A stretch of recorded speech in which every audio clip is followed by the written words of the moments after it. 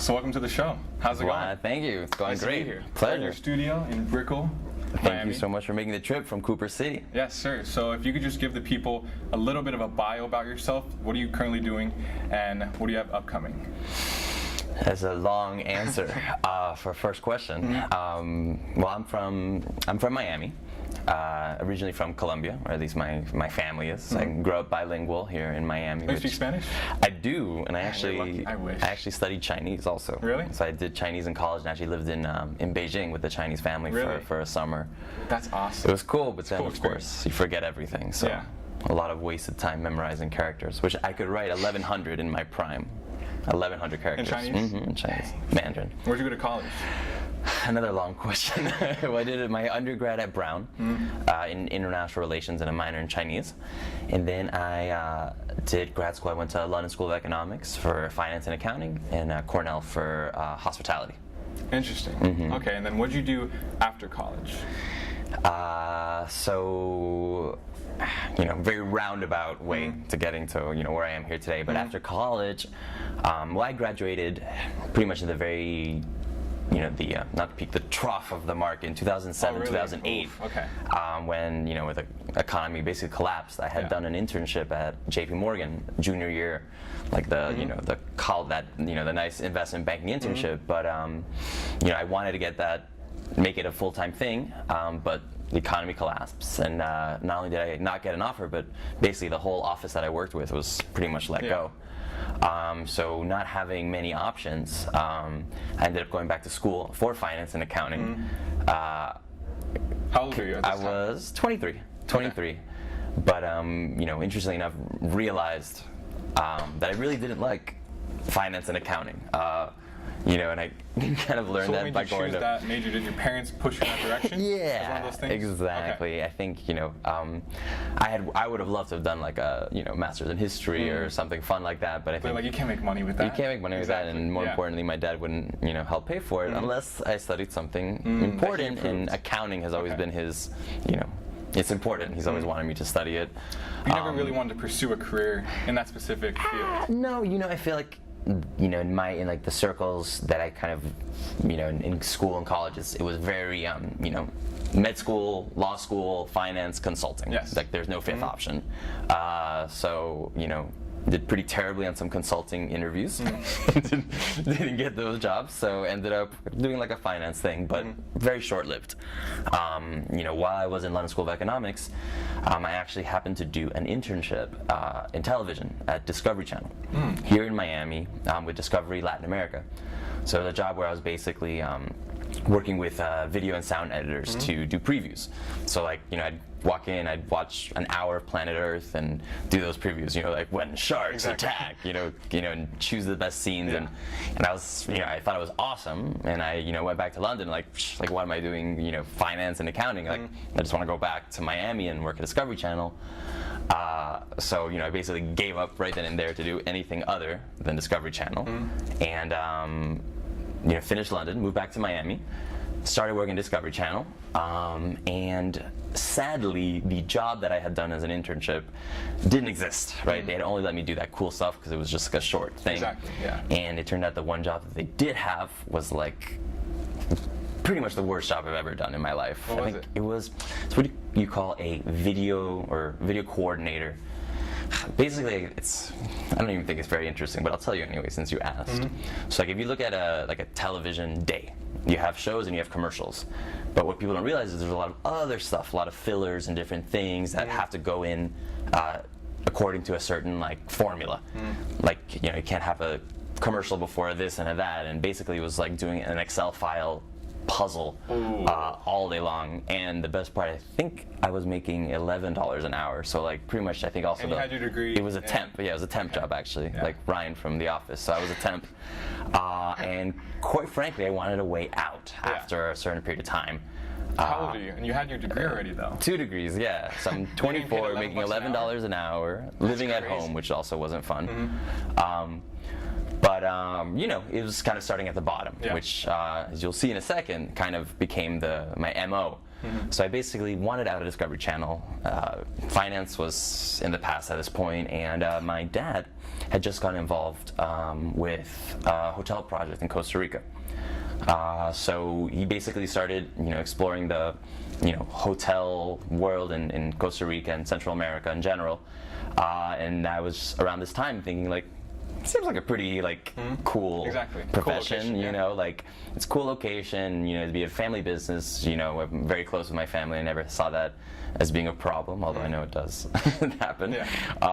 So I basically simultaneously quit Discovery Channel, started working with my dad in what was a very new hotel, and no one knew what they were doing, right? It was super. No one had experience in that. No one had experience. It was super, super improvised, much like RedBike became, later. But I started working with my dad at the same time. I started applying to hotel jobs and hotel school.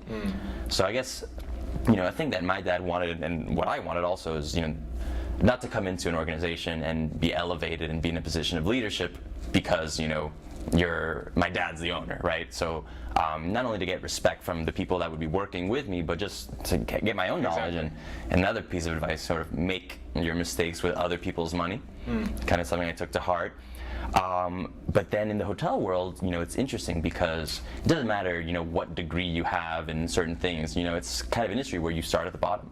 They love the story of like the valet who became the general manager. So basically, at the same time, I started studying for GMATs, which is terrible. It's just like an SAT on steroids. Started studying for GMAT, and did you like school? Because it seems like you're in a lot of school. No. 20s. Yeah, I mean, I did a lot of school. Was it something that you were good at? You know how to pass the test, but you weren't excited to go to class, and maybe that wasn't the subject that you really loved? Correct.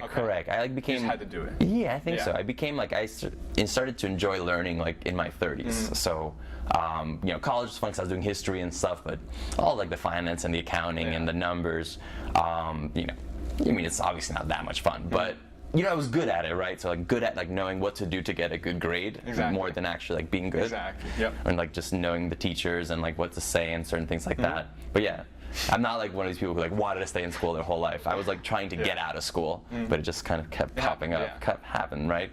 So at that time, I get a job at Four Seasons, and I get into Cornell, which is it's a really good hotel school. I was applying basically just to Cornell and some schools in Switzerland. Basically the coldest places on earth, like the Swiss Alps or really? Upstate New York. There doesn't get any colder. So I got the job at Four Seasons and I got Cornell at the same time. And even though Four Seasons was a front desk position, it's the Four Seasons. And if you're gonna learn the hotel business from anyone, it's Four Seasons, right? So I was able to defer Cornell actually for a year, which was great. Because I got to do my, front desk Four Seasons. I also did a little concierge. But more important than that, I just did the training that they have there, which is incredible.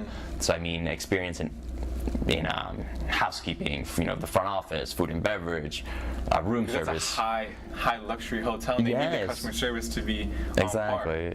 Yeah, and exactly. So and the training has to be on par. Exactly. Yeah. And luckily for me, it was in the one in Brickell here, literally 2 blocks from where we're standing now. And at the same time, I actually got an apartment in Brickell, my first one. It would be one of very... You're happy to move out. Yeah, I was very happy to move out of my parents' house, very happy to be in Brickell. I was rooming with an old friend of mine. We had an amazing apartment that I wish more than anything I had bought back then, set 10 years ago. When the market was pretty I think it was $200,000 to buy the place, and now, the place was probably incredible. Double. Yeah, at least. So I started doing Four Seasons and deferred Cornell. And then, so over the course of the next year and a half, I basically started Four Seasons, but then I guess another theme was, I feel like when I got to a point, I knew I didn't have a lot of time, right? So I wasn't trying to make my way up the ladder of Four Seasons. I had a year and a half to learn as much as I could. Yeah, learn as much as you can to apply to your dad's project. Exactly. So I basically, over the course of the next year and a half, did a dozen different hotel jobs. I went from front desk concierge, ended up working at with Morgan's Hotel Group after that. That's here they're big because they have the Delano, the Mondrian, and Shore Club. So when I was doing sales for them and sales and marketing, I actually ended up working with another hotel, and I was actually a valet and a bellhop. They told me it was going to be a management training program that didn't end up happening. So I was literally in August. Yeah. Parking cars, you know, and like again with like with the degrees, with the degrees and with all this stuff. Yeah. But again, right, it's like kind of another theme that it's just, you know, sounds very cliche now that I'm thinking and saying it, but right, that no job is too small. Like you can't be the type of person that won't wipe down a toilet or you know carry a bag because you think it's beneath. Exactly. Yeah. Exactly. So bellhop, valet. I mean, I remember I would go and like bring all this luggage up to a room, and like this guy would go and be like, "Here's $1. You earned it, son." And I'd be like, "Why, thank you so much." You know, and for all you know, it's true, right? I mean, this, you know, and not to say that $1's not, you know, money, but just given everything that I had done to be in this position was a little crazy. Yeah. You're mid-20s at this time? Mid-20s at this time, yeah. Working as a valet in like the Raleigh hotel, which is like not even like such a high-end hotel. No offense to the Raleigh, they're great pool. And okay, so I'm getting to that point. I'm like, okay, now what am I doing, right? I've done this, I've done that. Like, I have another 6 months. Like, clearly, this management training program is not happening. They wanted me to be in the valet for another month in August. You know, like, most ridiculous thing ever. So we were like, all right, and sort of powwowing with my dad and my brother, and like, okay, so we've kind of learned all this front office stuff. Like, what else is there to learn in the hotel business? And like, what is specifically the thing that you can't really be taught? Or you can't like read a book and like know how to do it. You have to experience it. And the bulb went off, and it's food and beverage. So the idea was then, all right, let me get food and beverage knowledge. And you know, I'd been in Miami for a while at this point, and kind of looking for something different. And you know, where's the best food in the world, arguably? New York. So I had a good contact and got me a job at 11 Madison Park. So this is another funny story because this is now 3 Michelin star restaurant. It was a 2 Michelin star when I was there, and I basically got this job, and I knew nothing. Like you know, truth be told, even carrying plates and doing all this kind of stuff, like I just had no experience doing cooking, none of it, and I was basically thrown into pretty much the most high-end restaurant in New York. I think it actually was ranked #1 restaurant in the world a couple of years with 0 experience in a culture that was nuts. So like things like they frowned upon you if you used like a torchon or a towel to carry plates because they like it was a sign of like dedication to like actually burn your hand carrying a plate. So literally I had so you're carrying a hot hot plate. Like they would if you were supposed to do that technique where you like kind of switch fingers and all this kind of stuff. Burning your hand. Yeah, you're supposed to develop calluses. They expect you to develop calluses. So I had someone who I worked with who literally would go home and practice with plates in an oven. So like it was that kind of culture. I mean, I got cursed at by every single chef you can imagine. Like I was literally like the laughing joke of this place because just things like item 1 pea or 1 carrot fell out of place, the chef would literally throw it away because you know they think of it as art. It's exactly they think of it art, and it's like perfection. Like that was something that you know. I guess what they called like the excellence reflex. That just like that kind of place just didn't accept anything, you know, but that excellence. And actually, one of the better bosses that I've ever had. For the most part, I've had like horrible bosses, and I've learned more, really about like what not to do more than like what to do. This was with the one boss that I've ever had that was just like inspirational, you know. And he was just the shit. I don't know. I mean. Why was he in, I guess, so we'd have these meetings before every shift with everyone gathering around and just, I don't know, I mean, just the way that he spoke, like the kind of expectations that he had for everyone, the way that he, like, prepared and you know, had everyone else prepared. It was just, I mean, the place was... Was that the way you treated people more so? Yeah. I mean, there's a big difference between, I've had bosses that, like, don't know anyone's name, like, even after working with them for months and months and months. Ooh. And, who are... Yeah, terrible. And this guy, you know, he treated everyone with respect. He had very high expectations. I mean, he definitely was also, you know, very strict about certain things, but at the same time, you knew what he was trying to accomplish, and you know that he was doing it, right? So you can buy into something when you can see the results, you know? Things like ironing tablecloths, like on the table before the service, and things like that. Things that just like, that you're super annoying, and you have to do all these things, but in the end, you realize when it all comes together that... It's all part of the bigger picture. It's all part of the bigger picture, and, you know, he was inspiring. He, like, inspired everyone to work harder and do better. Bosses, it's bad at the time, but as you grow older, you probably learn that, okay, that was good that I went through that experience. So I know, first of all, how not to be as a boss. And also, just developing that thick skin for dealing with criticism, haters, maybe even clients that are unnecessarily being rude, then you know how to deal with that. For sure. No, I mean, in hospitality, and it's interesting because I'm having my hospitality detour here, but RedBike, you know, at its core is a hospitality business, right? It's not a hotel, it's not a restaurant, but it's a service industry, and something that I think separates us is the focus on service, right? You know, there's no reason why a boutique cycling studio or a fitness studio, you know, shouldn't have the same service standards that a Four Seasons has or that an 11 Madison Park has, right? And the key, and even at 11 Madison Park, the super, you know, high-end restaurant, they had what they called, I think they had a review from the New York Times report. It was a New York Times food critic. They gave them a review and said everything was incredible, the food, the service, but like it was a little too stuck up. Needs a little more Miles Davis, I think was his quote. So the restaurant took it to heart, and this boss took it to heart, and he made that a big part of the execution. So he had like a poster of Miles Davis and like the certain things that he stood for, and it was just about, you know, that balance of being able to provide good service, you know, excellent service, but in a way that's not stuffy, a way that's like, you know, that's social, that's amicable, that's not like, you know, stuffy, I guess, stuck up, right? It's providing that service, but doing it in a friendly way and in a like way where you feel like at home, not that you feel like you're at a museum, right? So I think that's something that we've definitely tried to do is, you know, have those service standards, but keep it within a kind of relaxed work environment where people, you know, feel at home, right? Exactly. You took that from your hotel and restaurant.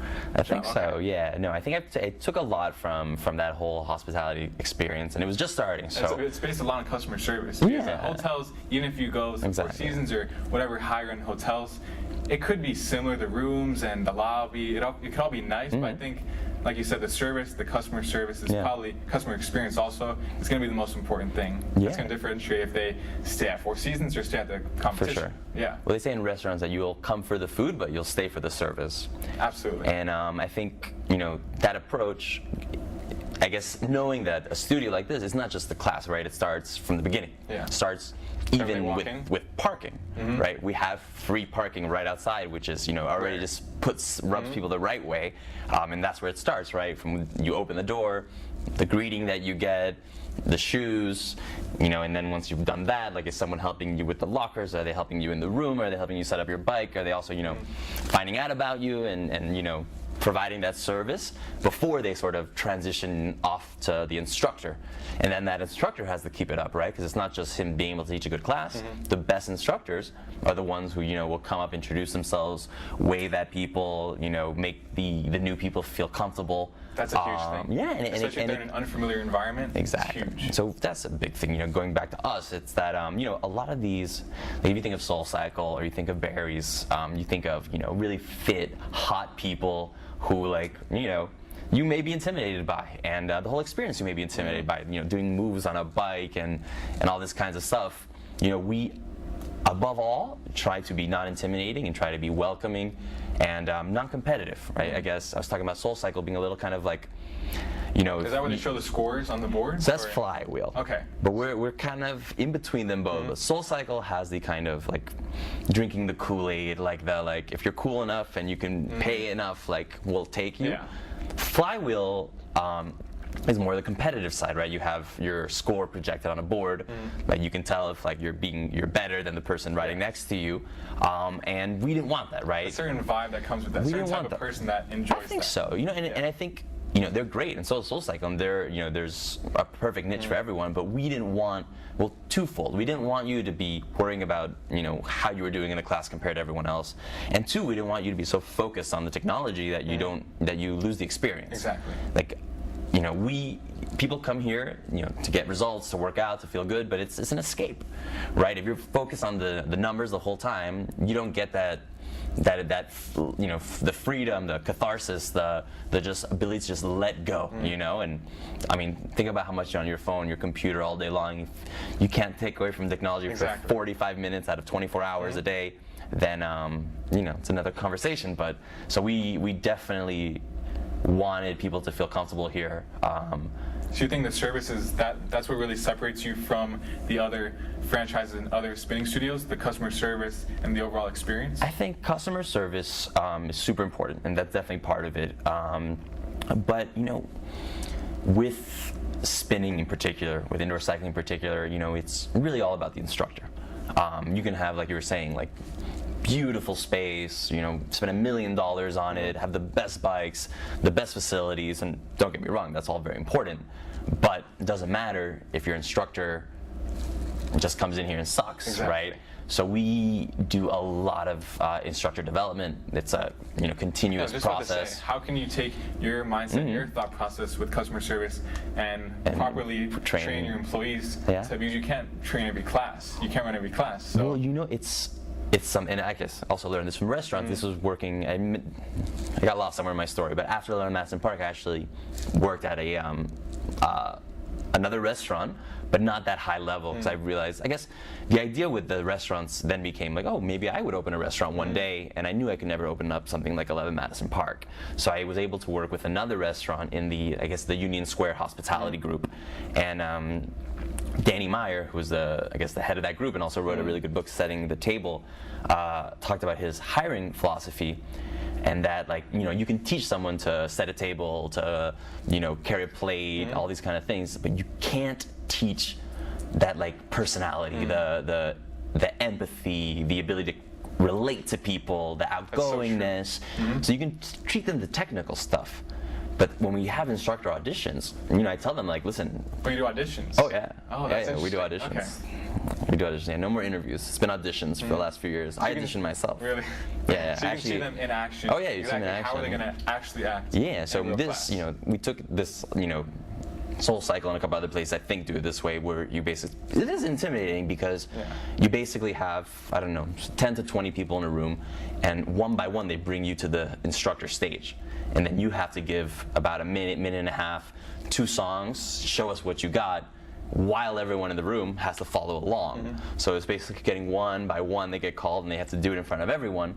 And regardless of whether it's one person or, you know, 30, you have to pretend like the room is full and that it's a real life situation. I myself auditioned for Soul Cycle in New York. I didn't get it, but it was very, like, super intimidating process. I got lost. Or was I before this? Oh, the hiring. Hiring. Yeah. You need a certain kind of person, and then you can train them. In our case, though, something else that you kind of need to have is a sense of rhythm, because everything we do is to the beat. So it's one of those things that's hard to teach if you don't have it. I can't work here. I have no rhythm. I just, like, let a bunch of people go expecting you to come in and do a few classes. I cannot dance. No, I need to do some type of salsa training. Yeah. Like, no dancing. No dancing. But I have an athletic background and I play different sports and everything, but I never did dancing as a kid, so I don't have that rhythm. Well, I make the joke that, like, Lance Armstrong, although Lance Armstrong maybe not the best example nowadays, but, like, a professional cyclist could come in here and suck. Because he doesn't have rhythm. You know, he could probably do max resistance, go for 3 hours, but it's not about that, right? So yeah, interestingly enough, a lot of people who do work here and in some of these rhythm-based places are people with dance backgrounds. So, but long story short, you hire for personality. And then you can worry about the other technical aspects of it after that. I think so, yeah. That makes sense. Rhythm, personality, you know, do they connect with people? Do they, you know, have that passion and that willingness to you know, spend an hour on a playlist and you know, work to get better and you know, do all this stuff. So it's really all about the instructors, and you know. That makes a lot of sense because it's such a service-based thing. It's such, you're in front of your customers, you're in front of the people. But if you're an accountant, you handle finances, you're in front of a computer all day. You don't really need to have personality. No, you just have to have the technical know-how. Exactly. Yeah, you can work remotely in a lot of cases. Here, it's like you have to come in here and captivate 40 people who have a dozen options now with berries and Orange Theory and every cycling and everything else. I mean, it's become a super crowded market. When we opened here, we were the only ones. When we came to Miami in middle of 2014. Okay, so it was like there was only one. A little over 4 years ago. There was only Flywheel open, and just in Miami Beach, and I think in Boca, before Soul Cycle, before Berries, before Orange Theory, and everyone sort of just started coming into the market. So. Luckily, you know, we were the first ones here in Brickell.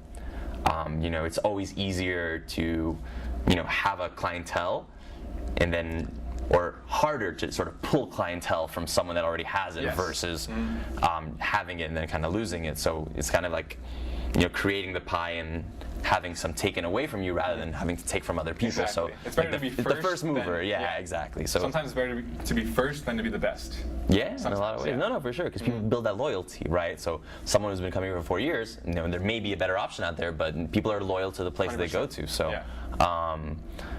So I mean, it really comes down to the instructor, and something that I wanted to do. I mean, I never planned on being an instructor, right? Yeah, like how'd you get from working at the restaurant? Exactly. So we're almost there. I'm gonna make that. I'm gonna make that transition really quick. Yeah. So I went from the restaurants to Cornell, and at Cornell it was like an accelerated MBA. So it was 1 year in the summer, but super accelerated rather than a 2-year program. And again, it was finance and accounting, but it was a lot of the hospitality stuff. And I did food and beverage. So I did a lot of wine stuff. I did kind of almost like an intro sommelier level, do wine tastings and blind tastings for tests and all different kinds of, a lot of really fun stuff, And I left Cornell, applying to all kinds of hotel jobs. And I basically, so I knew that I wanted to have my own business, really from the beginning. I mean, even from when I started, like you brought up, when I was working in restaurants, working in hotels and stuff, the idea was to learn stuff so that eventually you just replicate it or do it better.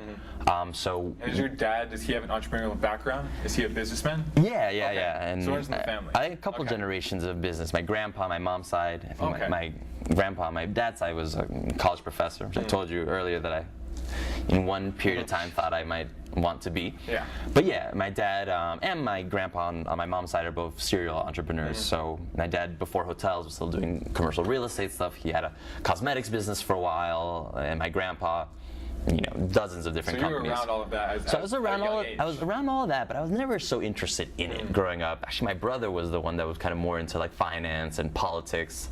I was more into like, I don't know, sports and partying. I don't know. I didn't, like I said, even learning and all this stuff, I developed like a love for learning later in life. So I was never one, like reading Forbes and like trying to like be a billionaire ever. That was never. And it isn't today. It was a slow process. Yeah, it was a slow process. You don't really seem like a guy that's focused on like the money. Exactly. No, yeah. You don't seem like that. I don't know. Do you have an offer for RedBike? I contemplate it. If I can pay it off in 200 years, then we'll work something out. Fair. I think that's fair. Yeah. So I'm in Cornell. I leave Cornell. I get a really good job. First time I've been in management. So like all the jobs I've done until this point really have been frontline, front desk, waiter, bellhop. And because of the Cornell degree, I was able to become basically like the assistant director of food and beverage at the Plaza in New York, of Home Alone fame.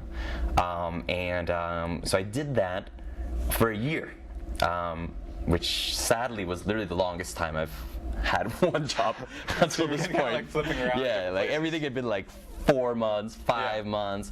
I guess just not the need to like have, I guess I, not thinking of having this sort of like the traditional resume where you need to be 1 year, 2 years at certain places. I kind of hopped around a little bit and finagled that resume a little bit too. I think another thing my dad said was and he learned this in Harvard Business School, that like you aspire to be the person you are on your resume. It just shows like everyone just makes stuff up, You should see on LinkedIn profiles, people love to put words that they'll never use in real life. Yeah. They'll look up synonyms for basic words that everybody knows and they try to act smart and fancy. And same thing with resumes. Like you should see with college applications. No, for sure. Oh, it's crazy. Man, just talk normal. You don't say that in real life. So with resumes, it's the same exact thing. People love to just add in certain keywords and certain things. Like, okay, you could explain what you just said in 10 sentences in 1.5 sentences. For sure. It's crazy.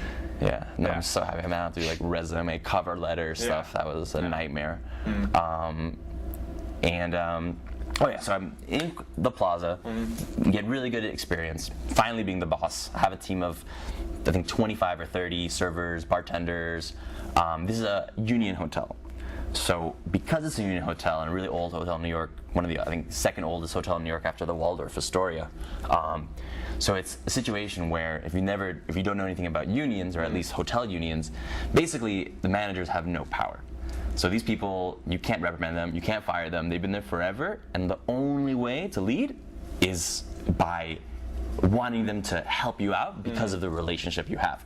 So interestingly enough, there's this big divide between the staff and management. And I, a lot of my staff was Latin. Actually, a lot of them were Chinese too. So like because of my language skills, I was able to like get in with the people. Connect with them, yeah. So I was like a man of the people. I would joke. So like, but then I would be like with the frontline staff, like complaining about management, and I'd be like with management complaining about the frontline staff. I kind of played both sides. Yeah, you're kind of like at the bridge between both sides. Exactly. Okay. I played both sides, but it just taught me that it's these days, right? Management is not about like yelling at people and like forcing them to do things. You want someone to do it because they care about what they're doing, they care about the job, they care, about your relationship, and they want you to look good, they want themselves to look good. So it was leading by personality more than, discipline, I would say. Force. Exactly, rather than force. So, it was really close to everyone, but it was terrible hours. I mean, on weekends I was working 12 to like 1 or 2, so like horrible. Yeah, like 12 p.m. until 1 or 2 a.m. And if not then, I was doing like 3 p.m. to 1 a.m. because I was actually managing mostly the bars, so like the Champagne Club, the Rose Club. Long story short, done with Plaza, and I basically wanted to do my 1 year. Then I'm like, I'm done. I got my 1 year, and now it's time to. At the time, the idea was to do a restaurant, so it was like kind of like.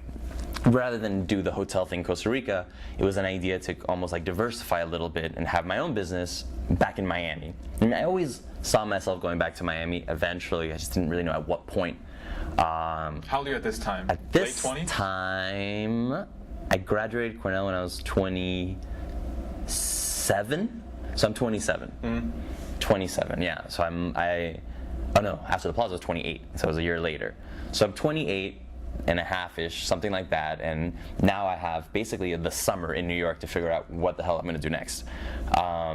Started looking first at restaurants, and then got the idea of becoming like a franchisee for an established concept, which just they give you the know-how and the name and the manuals, and I at that time, and even to this day, like there are some people who have this desire, they need to create something new and original and innovative and I just wanted to have a successful business. I don't care if it's following of something that's already been done. Passion I had no passion. You just want a successful business that you enjoyed running.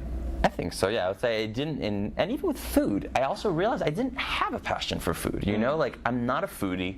I eat fast food and like it as much as anything. So I also don't have that kind of like refined palate. And with wine and stuff too, like I'm happy with I don't need like the finer things to eat and drink. And I think that's a problem in the restaurant industry, right? Also, I don't have a culinary background. I was going to do very front of house stuff. So I guess because of that and other things, I just sort of opened it up, right? Like, and also restaurant business is terrible. Like everyone knows that. We had a lecture. I started a catering company, and like even that's on the softer side of things, where you don't have a space 7 days a week that has to run. Terrible. For 12 hours a day. That's the worst. Ugh. Yeah, and I remember in one of the seminars, like the first or second day in Cornell, one of the professors basically said, like, if I can leave you with one thing, it's do not enter the restaurant business. And that's talking to a crowd, half the people were food and beverage people. So and restaurants are a terrible business. Everyone knows that. I mean, of course, it can be very successful, but it's tough and hard. So I opened up to other things. So at this point, I was saying the franchise thing, so I went to a franchise convention even and started looking at different options. I was looking at laundromats.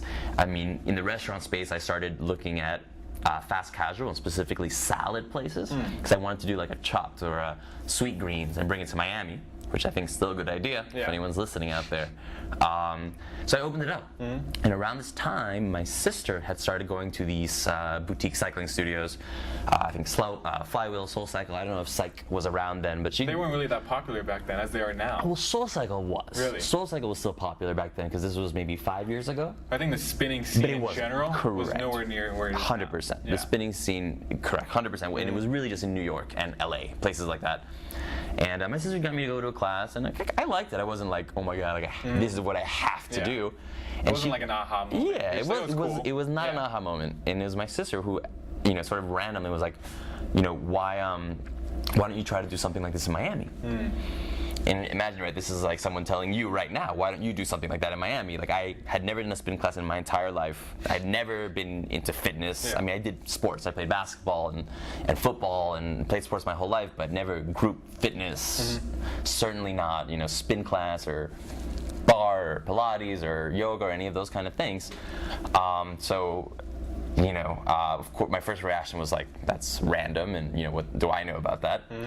But then I started thinking about it a little more, comparing it to the restaurant industry primarily, and just realizing that it's such a better lifestyle, hours-wise, economic model, right? Restaurant, you have labor costs 40%, food costs 30%, perishable inventory, The overhead is crazy. Overhead, all these kind of horrible hours, and a cycling studio, I learned later, is also not the best business model in the world, because you also have a lot of fixed expenses. Rent's expensive if you want to be a nice area. If you want to have good instructors, you need to pay good instructors and give them incentives to to bring more people into the class. And with all this competition, and a lot of competition. Price. So and so there are a lot of costs to it for sure. But in terms of lifestyle and imagine teaching classes versus like eating and drinking all night. It just seemed like a fun business, and Miami seemed like the perfect place. There was not much in terms of boutique fitness in Miami, and it's obviously a kind of culture where people want to look good, and they care about that, and they have disposable income, so it seemed like a right place, and I always wanted to do something in Miami. And the market wasn't packed at the time. And the market wasn't packed at all. And surprisingly, you said it was in LA and New York. It was really, but not Miami yet. Was it 2013? This is 2013, I guess, is when I moved from New York to Miami. And actually, no, before that is interesting, because I never planned on being an instructor. I was just going to do the sort of business part and hire someone to be in charge of that. And then I started thinking, like, why do you want to be so beholden to someone and, basically depend on this person? Not only that, but then not know the business, Exactly. right? The core business is in the studio. So like, if I don't know what makes a good instructor, if I don't know what it takes, How then how can I train? How can I help? So I was like, all right, I'm gonna be an instructor. So another resume story. I went to all these gyms with a totally fake resume, pretended that I had taught in the hotel in Costa Rica. So you lied. Oh yeah, I quote unquote created a spin program from scratch, hired people, trained people, taught there. Oh, so you went deep. Oh yeah, deep. It wasn't like a little deep. lie. All of it. Yeah, I've done this before. All of it made up. All of it made up, Yeah. and he asked me these questions that luckily I had answers to, and he's like, okay, I like what I'm listening to. hilarious. When can you start? I was like, yo, I'm ready to Whenever. go, baby, whenever. And he's like, all right, can you teach tomorrow morning? And I'm like, Sure. yeah. Again, it's like asking you to teach a spin class tomorrow morning, Yeah, not gonna happen. So I was like, yeah, of course I can, Enthusiastic, ready to go. Yeah. So basically, the time I was going to Crunch Gym, I snuck in like after hours, and I was basically in the spin room from like midnight, or really more like 11 to 3 in the morning, Practicing. 4 hours practicing my my music, the playlist, all that kind of stuff. Went the next morning, full class. How many people? 20, 25, something like Still? that. Yeah. Yeah, if you've never done it before? No, Yeah. 20, 25. Totally lied about Totally lied about everything, You're like, which "All right, I had let's done go plenty of times before and for other jobs. And no, I mean, I get there hilarious. a little scared, but Yeah. I got on the mic, got on the bike, and it went great. It felt good. It seems like you have the personality for yeah. it, but if you've never done it, it still could be For sure. a bit of a scary experience. But I winged it, and it was great. Nice. So I got a job there, started teaching there, a couple other places in New York, learning, finally moved back to Miami, and then kind of did the same thing. So again, I decided to open RedBike, but while it was being built, I ended up teaching spin at most of our competitors.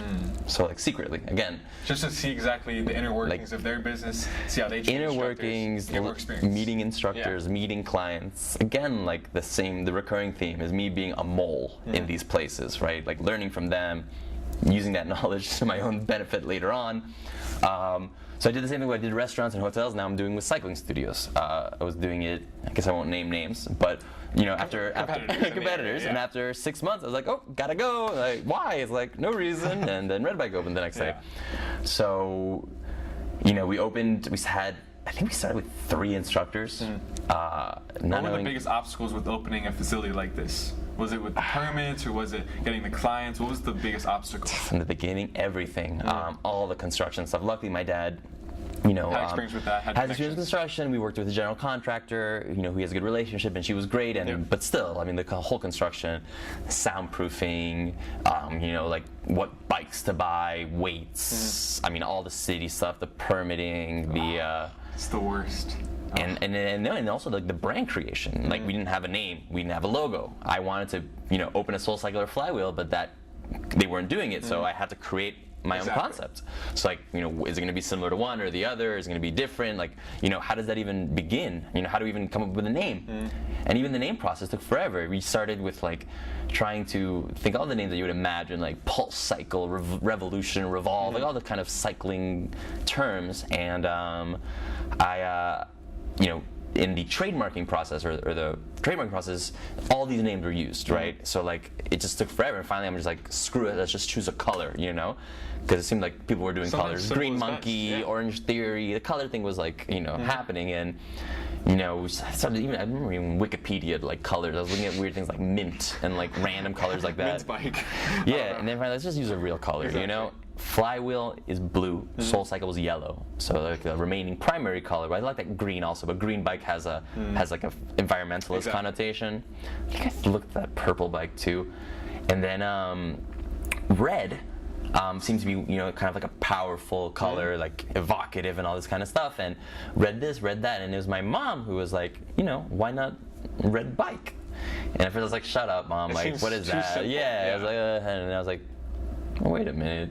It's like kind of cool, you know, leaves a little bit to the imagination. When you're a kid, you have like, you know, like the shiny new red bike, so it's kind of like taking the approach of, it's like a kid getting a bike for the first time, shiny red bike. This is kind of reimagining how you can use a bike the way that we use it.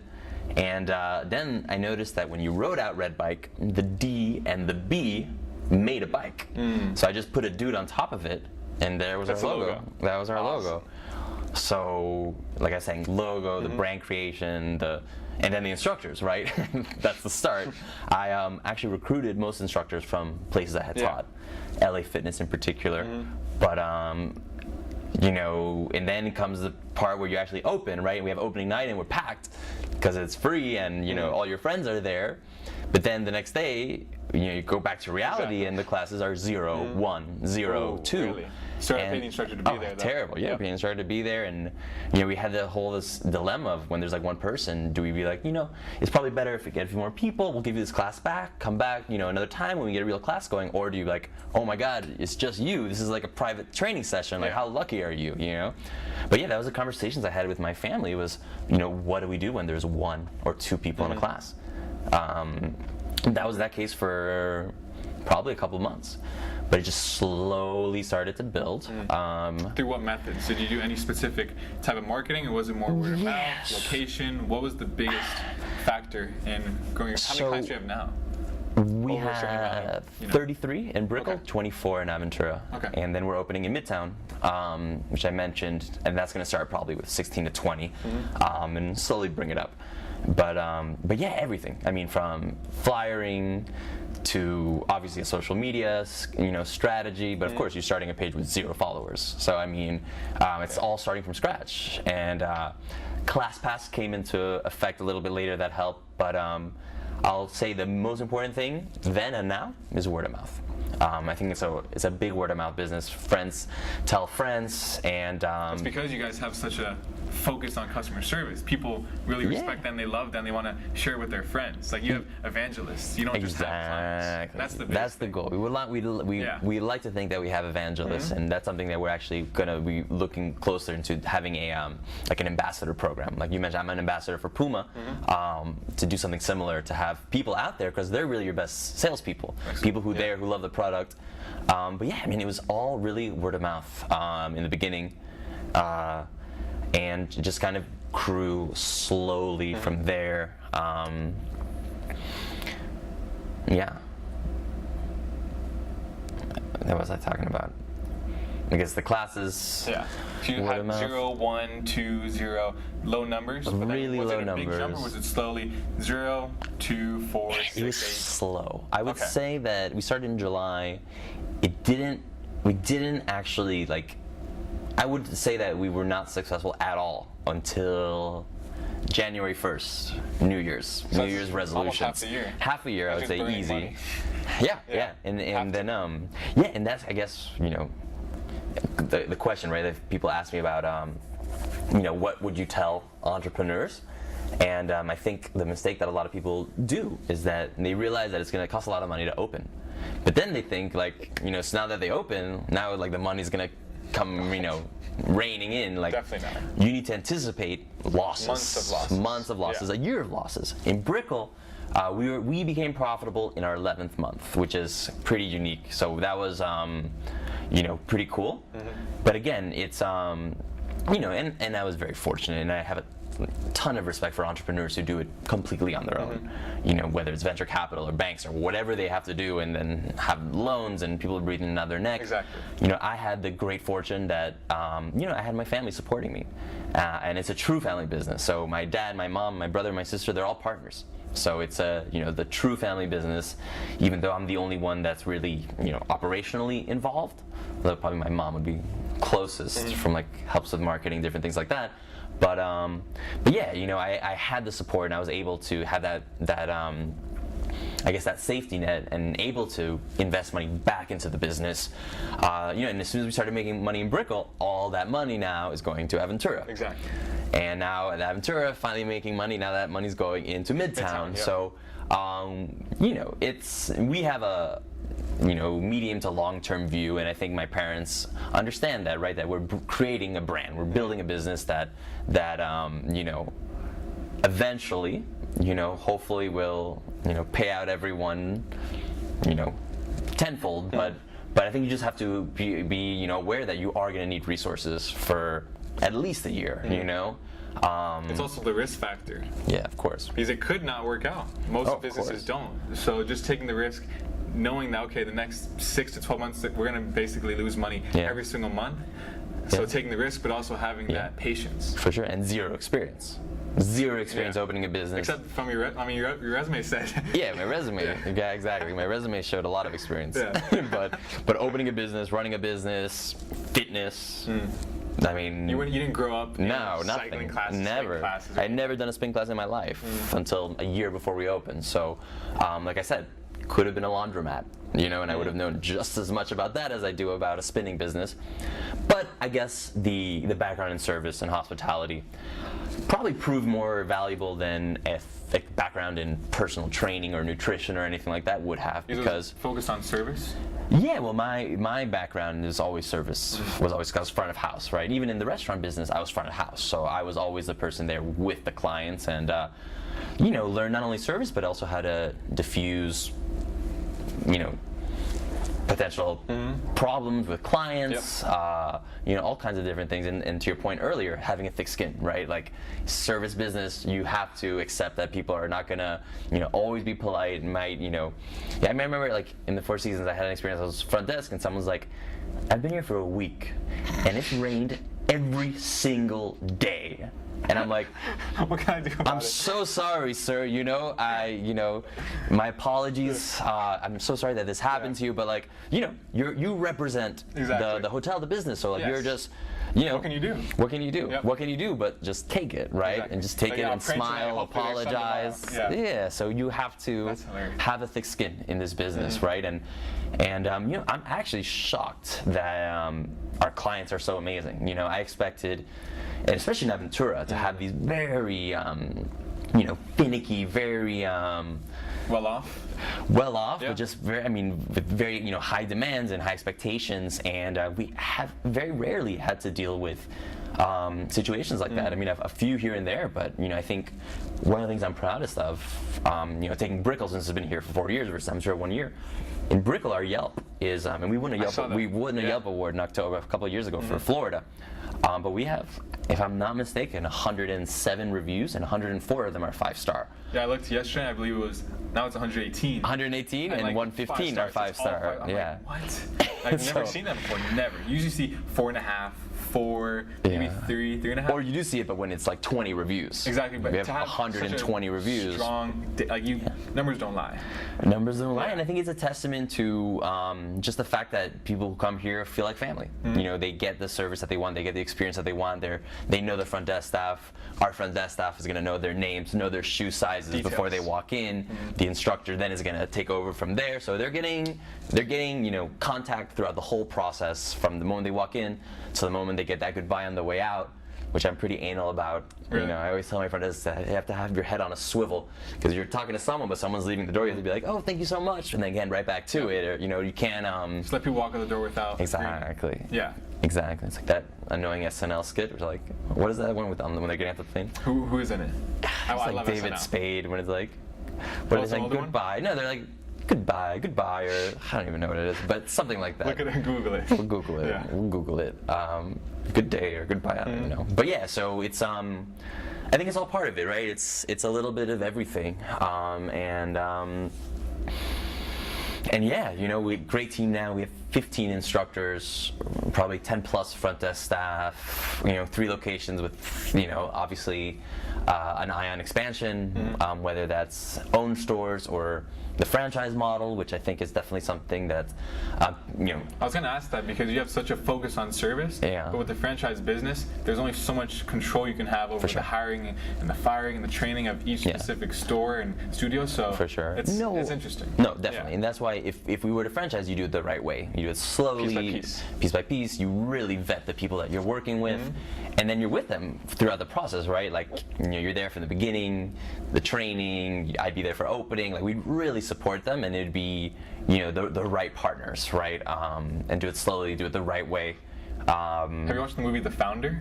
Yeah, the McDonald's one. Yeah, it's similar because the original owners, they want to go piece by piece, slowly. But this guy comes in, he's like, let's just start running it, and then he starts franchises everywhere, but the quality isn't the same, and it's not the right image for the store. So and that's it.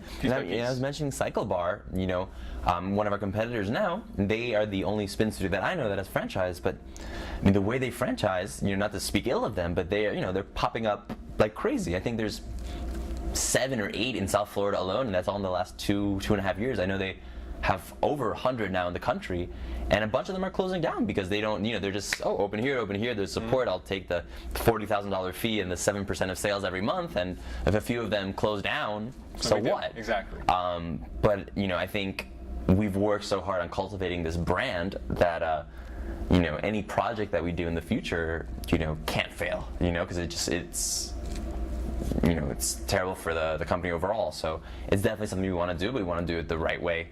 So if you're interested, let us know.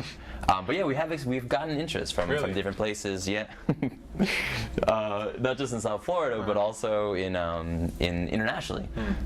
Someone asked me from Panama, from other places like that, and I think that going international could be a cool idea. And I think talking about what makes us different, not just the service, but the class itself has a lot of, the kind of like the party on a bike, the Miami nightlife and the culture, the lights and the Latin rides that we do. I think Miami has a really cool brand, and that could be really the focus of our expansion.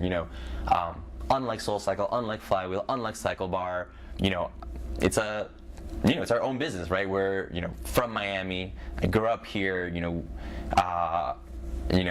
We're really pretty much the only one of these big boutique fitness chains that are actually from Miami, of all of them. So I think that makes us unique, and I think it could be something interesting for that expansion is to really focus on the Miami, the Latin, the culture, the fun, the lifestyle. Bring all of that into it, Over the just having fit people in and showing the scores, you're just trying to do it different that way. That's interesting. Yeah, and we'd like to think that we have something for everyone, right? Like if you're just trying to come in here, do your workout, you can sit in the back. You don't have to follow along. You can do your thing. If you're here just to find a release, that's cool. If you're here to have fun, or it's a date night, or there's so many different reasons that people could be coming in here, and we'd like to think that we cater to to everyone, not just the hot and the fit, but like real people, you know, everyone. Exactly. I mean, no one should feel intimidated coming in here, you know. That's definitely, would say, is probably one of our. And what's the goal for, like, let's say the next 10 years? Like, where would you like to be in 2029, 2028? 10 years? Is there a certain amount of studios? Is there a certain amount of clients? Yeah, I mean, we've done, you know, we're opening our third in four or so years. I would like to think that in another 10 years, you know, if we've done a successful franchising, you know, there's no reason why we can't have 100 studios, right? Really? But at the same time, if we don't franchise, I'm also would be content with a couple more studios. You know, like I said from the very beginning, like I've never been in this business to become a billionaire. You know, I just want to have a comfortable life, enjoy what I'm doing for a living. You know, yeah, see where that takes me. Like I said. You know, I think it's been a great experience, and I like this business, so I don't see myself getting out of it anytime soon. But yeah, I guess I've always been more kind of in the moment, so I don't really have too much plans down the future. Really focused on right now on Aventura, on starting Midtown, and doing it the right way, and creating a brand that's, you know, will hopefully sell itself down the line, you know? Exactly. I'm excited to see the progress. Thank Definitely, you. Man. Well, thank you. Yeah, no, my pleasure. Thanks so much for coming by. Yeah. Great guest. Love it. You say that to everyone, I'm sure. You say that to every class. Best class ever. You guys are the best ever. There's never been a class like you before. Once they leave, worst class ever. But where can people find you? On Instagram? Yeah, you can everywhere. You can find us on Instagram, Twitter, Facebook, at RedBike Studios, one word. I'm at Albert RedBike, also one word on Instagram. And this location is Brickell. This is Brickell. Yeah, we have Brickell, Miami, Aventura, which is also in Miami, and then Midtown, which is going to be opening in a month, we hope, in the Edgewater neighborhood of Midtown, near Wynwood and cool. Let me know. I'd like to go to the opening. That'd be cool. Yeah, definitely. Check it out. Definitely, absolutely. We'd love to have you too. Definitely awesome. Well, thanks for being on, man. Yeah, of course. My pleasure. Cool.